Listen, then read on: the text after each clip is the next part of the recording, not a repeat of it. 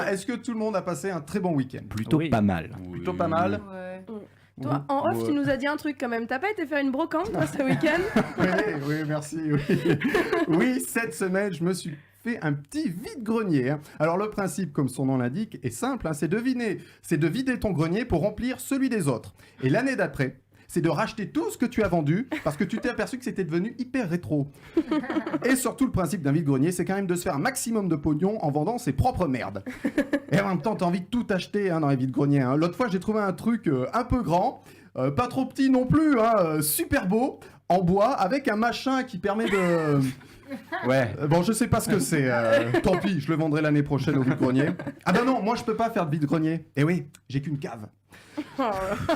Alors tu trouves plein de choses, des vinyles, des moulins à café, des vieux livres. L'autre fois, il y avait même un gars qui vendait des hand spinners, encore dans leur boîte, toujours sous plastique. C'est fou, dire que ce mec avait tout ça dans son grenier. Et pour moi, le truc le plus incroyable qu'on puisse acheter sur les brocantes, ce sont ces vieux cadres avec un portrait en noir et blanc d'un type de 1905 qu'on ne connaît pas. À mon avis, ceux qui achètent ça, c'est des gens sans histoire, sans famille, tu sais, qui reçoivent les gens chez eux et ils font, tu vois, ce portrait, eh bien, c'était mon grand-père. Hein? Oui, il était noir. Peut-être fait une connerie là-dessus. Alors attention à ne pas confondre brocante et vide-grenier, c'est très différent. La brocante, tu achètes des trucs chers mais d'époque, et au vide-grenier, tu achètes des trucs chers mais de ton époque. Il y a aussi la très célèbre braderie de Lille, une des plus vieilles et plus grandes d'Europe.